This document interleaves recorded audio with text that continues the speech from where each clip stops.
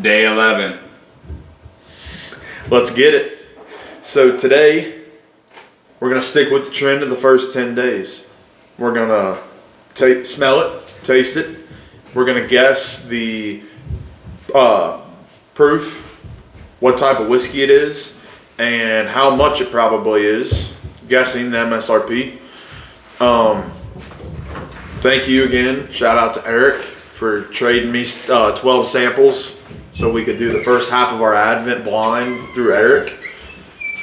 We still need to brainstorm what we're going to do for the next 12 days. But either way, full disclosure. Day 11. Day 11. Smells nice.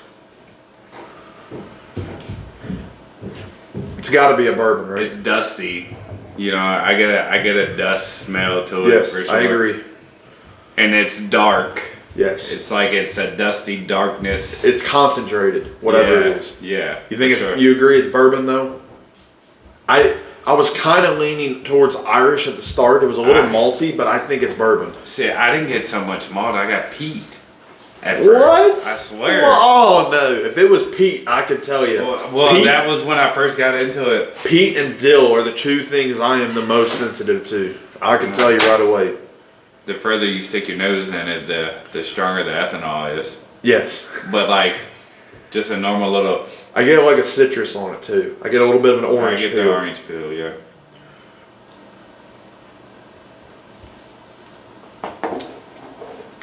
That's bourbon.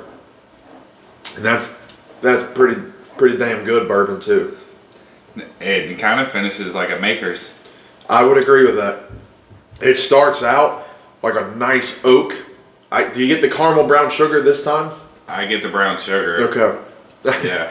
I'd get a heavy brown sugar on this. A little bit of a caramel. You get that orange peel note, and then you get that like Maker's Mark butterscotch. Funk at the end, yeah. Yes, it's like a butterscotch and a funky oak and like a wheated grain kind of note. This is great. Yeah, I really like this. I like it. This might be my top 2 so far for the Advent calendar. Sheesh. Just off of initial like presentation to the nose and the actual palate, it drinks well. Like it's not too hot. It's another one that you could introduce somebody to it that doesn't really participate in the bourbon world. It is so concentrated. Like the amount of flavor in this pour is unreal. This is the type of proof or the type of flavor you'd get out of something that's like 130 proof normally. And I don't think there's any way this is 130. Ooh, that last sip was orange forward. Yes. Over everything. It's almost like an orange, like sherbet. Like I get a vanilla cream note to it with the orange. I still get that heavy oak and brown sugar and caramel. And then I get that orange sherbet kind of thing. I'm not getting the Maker's like weeded funk anymore. Not so much. I got it sip 1, sip 2, it was weaker. Sip 3, it was sip 3. It was like an orange zest of wonderful. Yeah. I'm saying it's probably a little bit over, but I'm saying it's a bottle and bond. It's 100 proof. Really? Yeah. I think it's got more to it than that. So all right. We already agreed it was a bourbon. I think it's a little bit more than 100 proof, but I'm gonna call it a bottle and bond because it settles really nice. Yes. The concentration of flavor makes me want to say 120.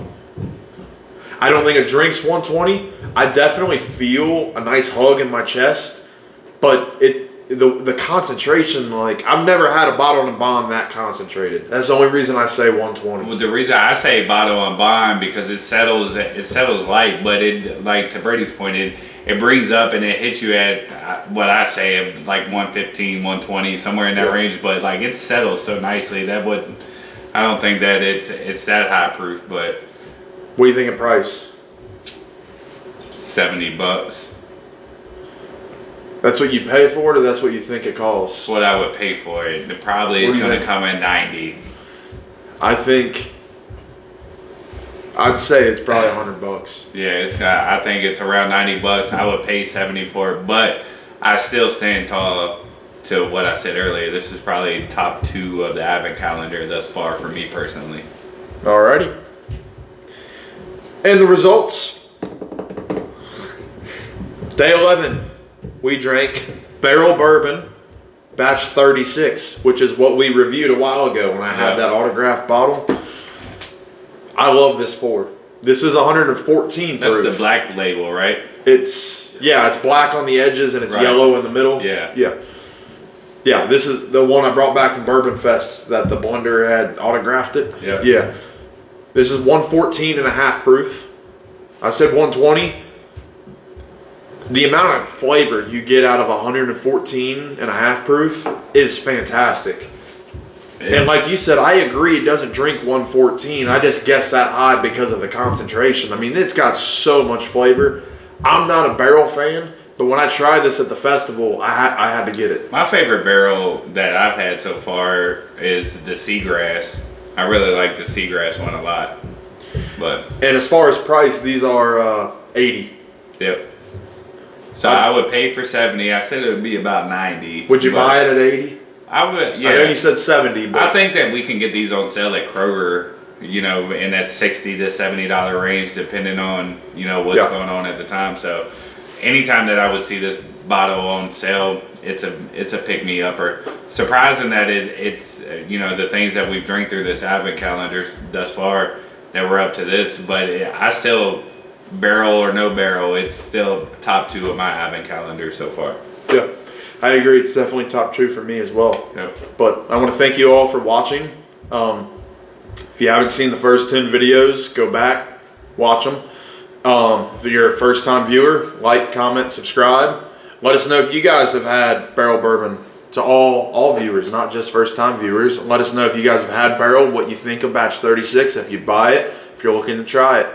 Thank you guys. Merry Christmas.